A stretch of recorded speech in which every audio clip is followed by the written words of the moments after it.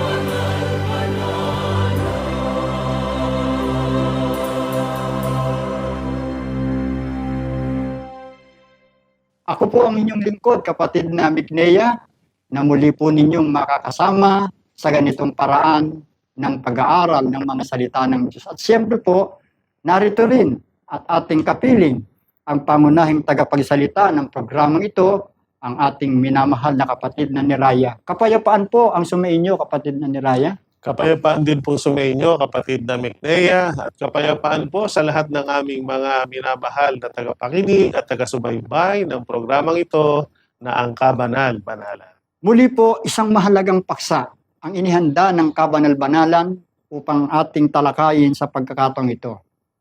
Ang paksa pong ito ay nagsasabing ang kapatawaran ng mga kasalanan. Alam niyo po, ang paksang ito ay nagbibigay pag-asa at nagpapahayag na ang Diyos ay pag-ibig. Kasi marami pong tao, kapag nakagagawa na ng kasalanan, pinaninindigan na, nalulugmok. Pero meron naman tao naghahangad ng kapatawaran. So ano po ba ang tama na dapat natin gawin para alamin ang katotohanan yan, ang mga bagay na yan, kapatid na Niraya, magpasimula po tayo sa pag-aaral. Sa pamamagitan po ng pambungad na katanungan. Ano po ang isang katotohanan ng buhay na nagaganap at nararanasan ng lahat ng tao sa buhay paglalakbay sa mundong ito? Ang sagot po ng Biblia ay mababasa po natin sa Ikalawang Kronika. Ang kapitulo po ay 6 at ang bersikulo po ay 36. Pakibasa po, kapatid na Mignea. Kung sila'y magkasala laban sa iyo, sapagkat walang tao na di nagkakasala, at ikaw ay magalit sa kanila, at ibigay mo sila sa kaaway, na ano pat sila'y dalhing bihag sa isang lupaing malayo o malapit. Maliwanag po ang narinig natin sa mga talatang ito na binasa ng ating kapatid na Mignea. Gaya ng ating narinig, kung sila'y magkasala laban sa iyo, sapagkat walang tao na di nagkakasala. Opo, sa ating buhay paglalakbay sa mundong ito, katulad ng kasabihang walang taong perfecto, di po ba? Lahat ay nagkakamali. Sa Biblia po, ang salitang walang taong perfecto o lahat ay nagkakamali, katumbas ng salitang walang taong di nagkakasala. Opo, mula pa sa panahon nila Adan, nila Eva, panahon ng mga magulang, ng mga hukom, ng mga hari, panahon ng unang mga Kristiyano, kahit sa panahon ng mga apostol, kahit sa ating panahon sa huling araw, kasama sa buhay paglalakbay ng tao sa mundo, ang makaranas ng pagkakamali o pagkakasala. At ang pagkakasala ay nagagawa minsan ito ng tao sa kanyang kapwa-tao. At meron naman mga tao na nararanasan naman niyang pagkasalahan ng kanyang kapwa. Kaya ang pagkakamali o pagkakasala ay naging bahagi na ng buhay paglalakbay ng mga tao sa ibabaw ng mundong ito. Opo, may mga tao na nagkakasala sa kanyang kapwa at meron namang mga taong siya ay pinagkakasalahan ng kanyang kapwa tao. Opo, kapatid na ni Raya, talagang sa realidad ng buhay, hindi talaga natin maiiwasan ang pagkakasala. Parang natural o normal sa buhay na may mga panahon na nasasaktan tayo at nakasasakit tayo. Dahil lahat ay nagkakasala, di po ba? Opo. Na ito ay nangyayari sa bawat tao, sa relasyon natin, halimbawa sa pamilya, kaibigan, o sa kanginumang tao, o po saan man tayo dalhin sa paglalakbay dito sa mundo. At dahil lahat ng tao ay nagkakasala, hindi lang tayo nasasaktan, minsan tayo rin po ang nakakasakit ng Opo. kalooban. Bukod po dyan, kapatid na ni Raya, kasi po itong tinatalakay natin, tao sa tao, Opo. nagkakasala ang tao sa kanyang kapwa at gayon din ang tao sa kanyang kapwa.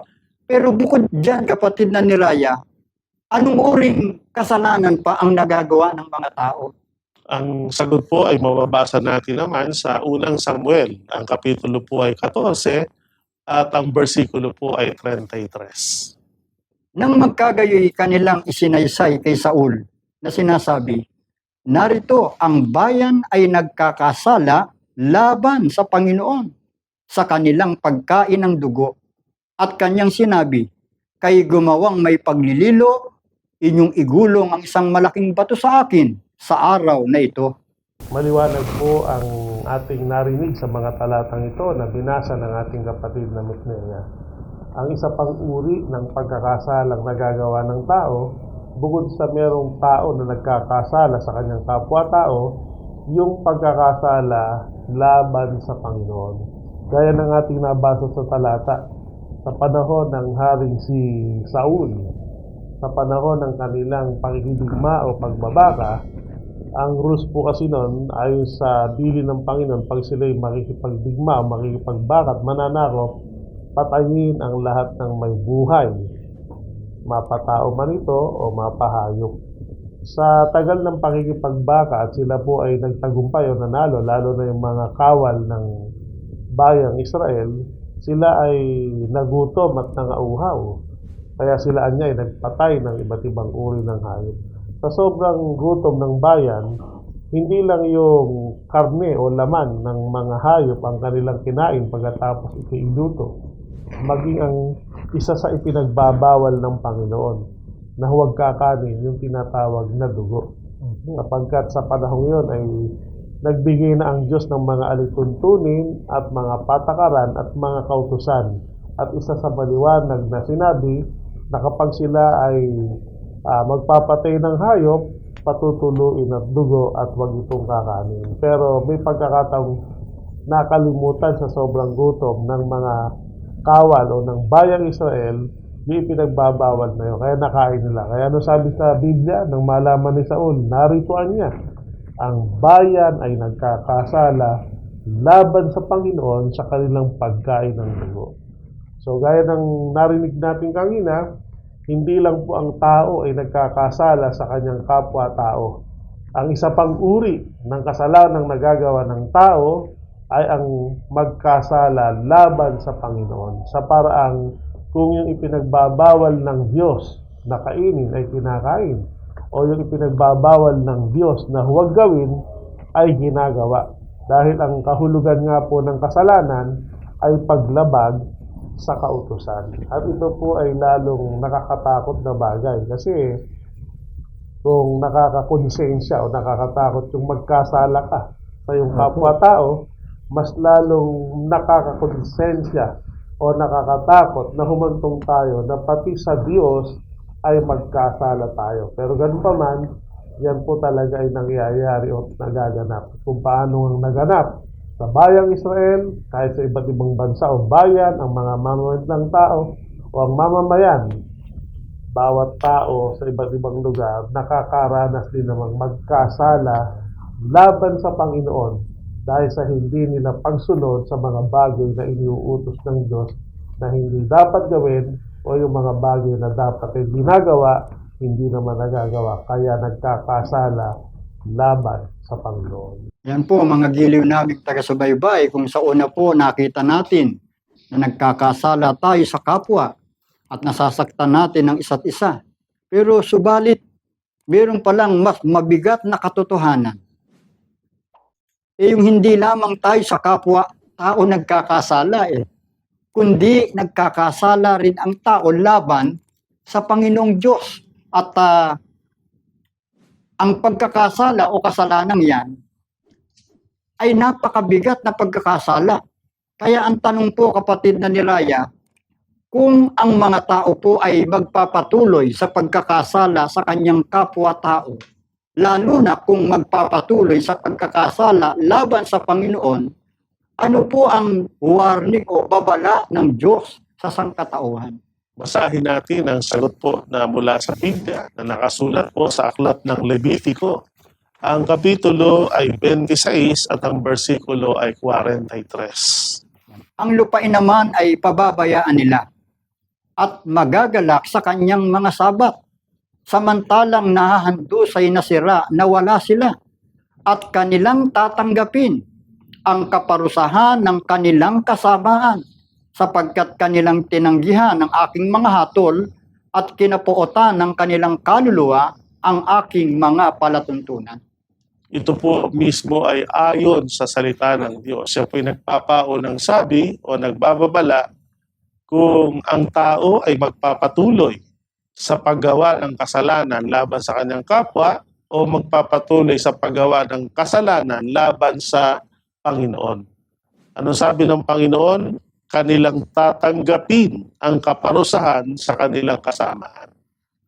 O kung merong inihandang pagpaparusa ang Panginoon kapag hindi tumigil ang tao sa kanyang kasalanan o sa kasama ang kanyang ginagawa.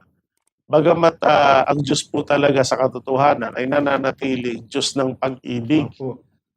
At bilang Diyos ng pag-ibig, nasa Kanya rin ang karapatan at kapangyarihan na magbigay ng pagpaparusa sa mga taong ayaw tumigil sa paggawa ng masama.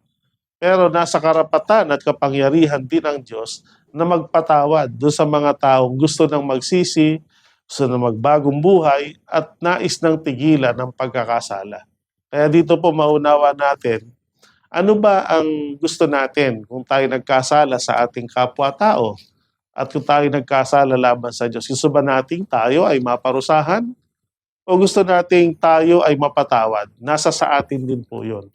Kung tayo magpapatuloy sa paggawa ng masama sa ating kapwa, magpapatuloy tayo at di tayo titigil sa paglabag sa mga kautusan ng Diyos, pagkakasala laban sa Panginoon, parang tayo na rin ang gumawa ng kapasyahan sa bandang dulo, malapatan tayo ng kaparusahan batay sa kasalanan ng ating nagawa. Pero alam ko po na hindi yaon ang ating hangad.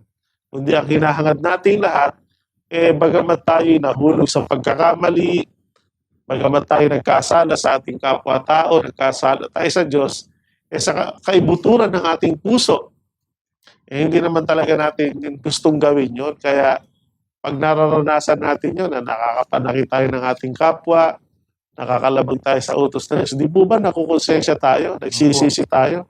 At ayaw na nating hanggat maaari, wag nang maulit pa.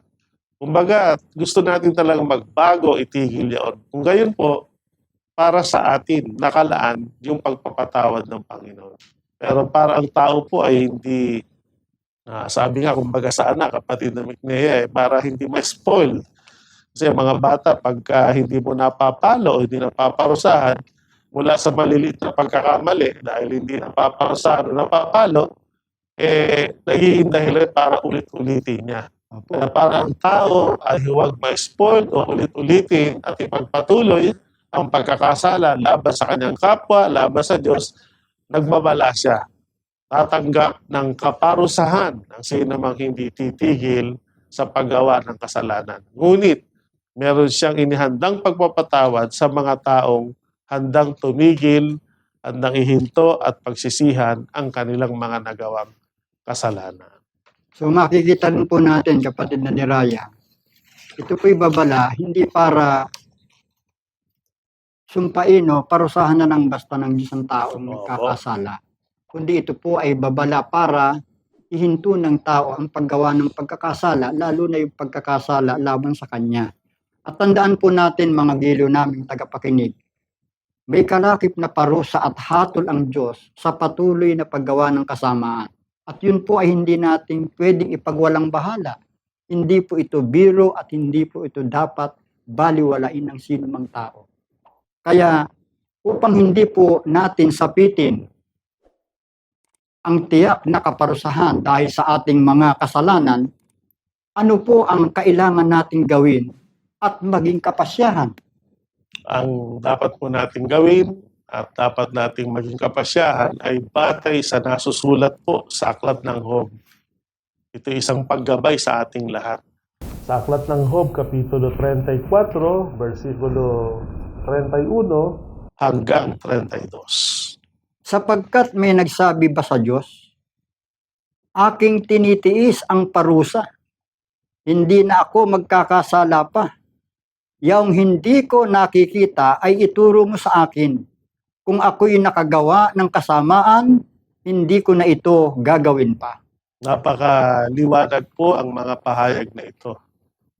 Merong mga tao kapag nagkakasala, sabi nga, minsan kung sino pa yung mali, sino pa yung nagkasala, siya pa yung matigas o nagmamatigas.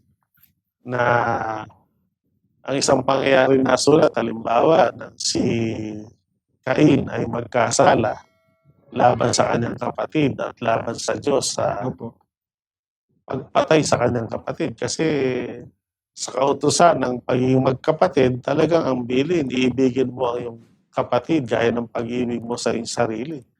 Pero sa halip na ibigin ni Cain ang kanyang kapatid, kinapuotan at kinainggitan niya ito. At bukod sa inggit ay gumawa siya ng isang bagay na labag sa utos ng Diyos na huwag kang papatay. Pinatay niya ang kanyang kapatid. At nang sabihin sa kanya ang kaparusahan ng Diyos ay nagmatigas pa. Ayon sa kanyang salita, yung parusa na ibibigay mo sa akin ay akin anyang matitiis. So sa halip na siya po ay magsisi, humingi ng tawad sa Panginoon, nagmatigas pa. May mga ganyang tao. Kaya lalo siyang pinarusahan ng Panginoon. So ang Panginoon kaya nagbababala sa mga tao para sana tumigil na, para hindi maparusahan. Pero may ibang mga tao matigas. Sa mga nagmamatigas ng puso, na sinasabi sa Diyos na aking matitiis ang parusa, hindi nila naiintindihan yung kanilang sinasabi. Napakahirap na tayo po ay hinahamon natin o para bagang nakikipagmatigasan tayo sa Panginoon. Lalo na po sa araw ng paghukom. Lalo na kapag ibinulit niya na sa impyerno ang mga taong nagmatigas ang puso, ang kalooban at hindi huminto o tumigil sa pagkakasala. Sana gayahin natin yung salita sa Aklat ng Job na sinasabing, kung ako'y nakagawa ng kasamaan, hindi ko na ito gagawin pa. So ang mga salitang ito ay mga salita na talagang nagsisisi siya. At kasama ng pagsisisi, talagang nangangako siya ng pagbabago. So ganun po talaga, kung makapanakit tayo ng ating kapwa, gusto natin tayo mapatawad, magpakababa tayo. Na humingi tayo ng awa at mangako tayo ng pagbabago para tayo patawarin. Ganun din po sa harap ng Diyos. Kaya dapat ang tao marunong din siyang dumalangin. Marunong din siyang magpakababa sa harap ng Diyos. Dahil kung ating iisipin sa mga salita, sa mga iniisip at ginagawa, marami tayong nagawang kasalanan laban sa Panginoon. Hinihintay lang ng Diyos yung ating pagpapakababa, yung paglapit natin sa Kanya, paghingi natin ng kapatawaran, at kasama nung paghingi ng pagpapatawad, mangangako talaga tayo. Katulad ng sinasabi sa talatang ating nabasa, hindi ko nagagawin pa yung kasama ang ginawa ko. At makakaasa po tayo. Kung tayo ay nagsisisi, nangangako ng pagbabago, at nangangako hindi na natin gagawin yung ginawa nating kasalanan sa ating kapwa, makakatanggap tayo ng kapatawaran sa ating kapwa. Lalo na po, pag tayo nagsisisi at nangangako ng pagbabago sa harap ng Panginoon, tiyak po, ipararanas niya sa atin ang kanyang kahabagan at sa halip na parusa, kakamti natin ang kanyang pagpapatawad. Yan po mga giliw naming tagapakinig. Ang kailangan lang pala natin gawin, yung magpakababa tayo, humingi tayo ng kapatawaran, at higit sa lahat po, magpasya na tayo na talikuran ang kasalanan. Alam natin may tiyak na tugon ng Diyos sa mga taong humihingi ng awa at kapatawaran sa Kanya. Pero alam niyo po, mga giliw namin tagapakinig, hindi po sapat yun eh. Yung humingi lang tayo, meron pang isang lalong mabuting hakbang na kailangan po natin gawin para sa lubusang pagpapatawad ng Panginoon sa ating mga kasalanan. Kaya bukod doon, kapatid na ni Raya, ano pa ang kailangan nating gawin upang matanggap nating lahat ang kapatawaran sa ating mga kasalanan? Kung sa tao po, pag tayo ay lumalapit, papakababa, at tayo ay nagmamakaawa at nangangako ng pagbabago, na kaagad ay mayroong mga tao mababait at nagsasabi, sige, pinapatawad na kita. Pero sa Panginoon po, hindi sapat na sabihin lang natin, Lord, patawad, okay na. Meron po siyang itinuturong kailangan nating gawin para makatiyak tayong talagang pinatawad at nilinis tayo ng Diyos sa ating kasalanan. 3 bagay po ito.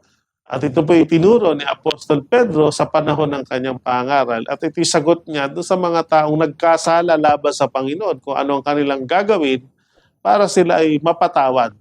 Payagan niyo po, nabasahin natin ang sagot na nasulat sa Aklat ng Mga Gawa ng Mga Apostol. Ang kapitulo po ay 2 sa versikulo 37 hanggang 38 sa salin po ng Bibliang Tagalog, Popular Version. Nabagabag ang kanilang kalooban nang marinig ito. At tinanong nila si Pedro at ang mga apostol, "Mga kapatid, ano ang gagawin namin?" Sumagot si Pedro, "Pagsisihan ninyo talikdan ng inyong mga kasalanan at magpabautismo kayo sa pangalan ni Hesukristo upang kayo patawarin at ipagkakalob sa inyo ang Espiritu Santo." Napakaliwanag po ang sagot ng Biblia. Batay sa talatang binasa ng ating kapatid na Mignea, isang pangyayaring naganap sa panahon po na ang mga apostol ay nangangaral o nagtuturo. Sa kanilang pangaral, pagtuturo, meron silang mga nakaharap na mga tao, lalo na po yung lahi ng mga Hudyo. Ito yung lahi ng mga taong nagkaisa na pawalan si Barabas at ipako sa krus si Kristo. So nangyari na nga po ang isang, sabi nga, walang pangalawang kalupitang pangyayari, dinanas ng Panginoon sa kamay ng mga Hudyo at ng mga kawal Romano nung panahon yun. Na bagamat wala naman siyang ginawang kasamaan ng inuman, iginanti sa kanya ay isang napakalupit na kaparusahan na itinuring siyang isang tulisan at magnanakaw o makasala ng karapat-dapat sa kaparusahang mapako sa krus. Nung natapos na yung panahon na napako sa krus, namatay, muli nabuhay, umakyat sa langit ng Panginoon, nangaral ng mga apostol, niremind ng mga apostol kung gaano kalaking kasamaan ang kanilang ginawa laban sa Panginoong Kristo Jesus. At nung maunawaan nila yung kanilang kasalanan, nabagabag-an niya ang kanilang puso. Kumbaga, nakonsensya sila. Kaya nagtanong sila kay Pedro sa mga apostol, anong gagawin namin Opo. para kami ay mapatawad doon sa malaking kasalanan ng aming nagawa? 3 mahalagang bagay ang sinabi ni Apostol Pedro. Ano sabi niya? Una, pagsisihan ninyo. Pangalawa, talikdan ninyo ang inyong mga kasalanan. At ang ikatlo, magpabautismo kayo sa pangalan ng Panginoong Kristo Jesus at kayo anya ay patatawarin, ipagkakalob sa inyo ang Espiritu Santo. So yun po, kung paanong sinabi ng mga apostol sa mga unang mga nagkasala laban sa Panginoon ng 3 mahalagang bagay na ito rin po ang aming ibinabahagi sa inyo. Alam po namin na hindi natin nais na dumating yung panahon na mamatay tayo, nataglay natin ang ating kasalanan. O kaya abutan tayo ng pagparito ng Panginoon, nataglay pa natin ang kasalanan. Tiyak po, pag dumating ang Panginoon, o kaya inabutan tayo ng kamatayan, taglay natin ng kasalanan, sa araw ng paghukom, yung kasalanan yan ang magiging batayan para lapatan tayo ng kaparusahan batay sa mga kasalanan ating nagawa. Pero, palibasa ang Diyos po, ang Diyos ng pag-ibig, nagtuturo siya ng paraan sa pamamagitan ng kanyang mga kasangkapan para sa halip na kaparusahan, kapatawaran ang makamit natin. At gaya ng ating narinig, kailangan po ang tao matutong magsisi. Pagsisihan natin yung ating mga kasalanang nagawa. Ito man ay sinasadya natin dati o hindi natin sinasadya, kailangan natin pagsisihan yan. Kasama sa pagsisisi yung pangangako ng pagbabago. Pangalawa, kailangan matuto tayong tumalikod na sa mga kasalanan ating nagawa. Pag sinabing tumalikod, huwag na natin gawing muli. Meron kasi mga tao, kunwari nagsisisi sa kasalanan kanya nagawa, pero inuulit-ulit din. Hindi totoo pagsisisi ko. Kailangan pag pinagsisihan mo na, ang second step, tatalikuran mo na. Nagsisisi ka na sa mga masamang salita na sinabi mo. Dati kang palamura, palatungayaw, pati mga magulang mo isa, minumura mo. Naalaman mong yan yung masama. Yan ay isang paglapastangan, hindi lang sa magulang, kundi sa Panginoong Diyos. Dahil ang ating mga magulang ay larawan ng ating spiritual na Ama. At hindi natuto ang Diyos sa gayong mga masasamang salita. At nang maunawaan mo, pinagsisihan mo, huwag mo nang gagawin ulit.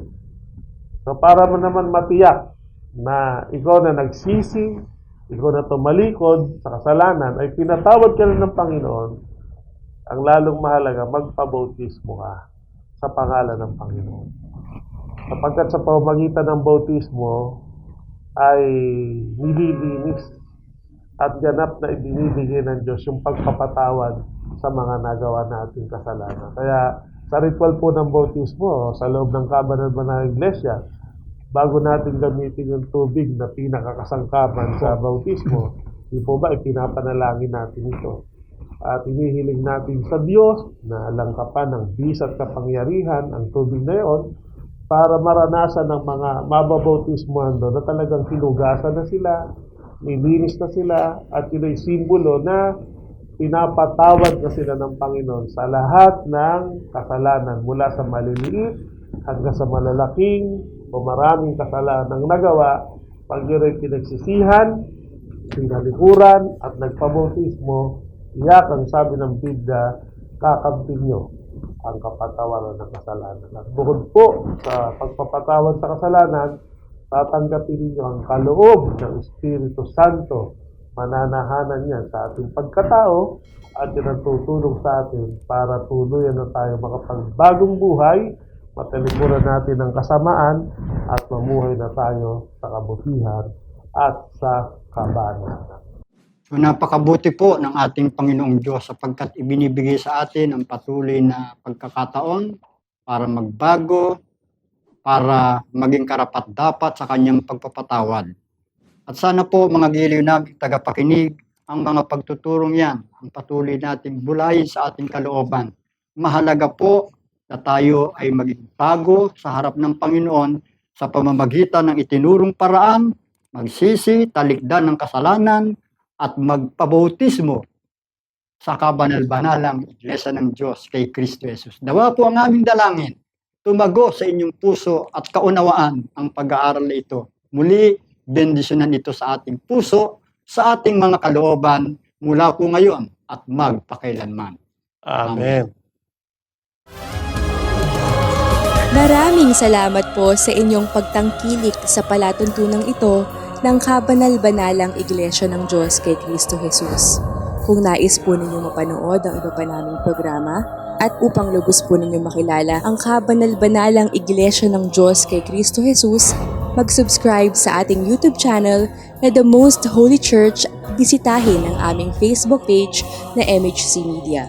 At bisitahin ang ating official website na www.mostholychurch.com. Maraming salamat po.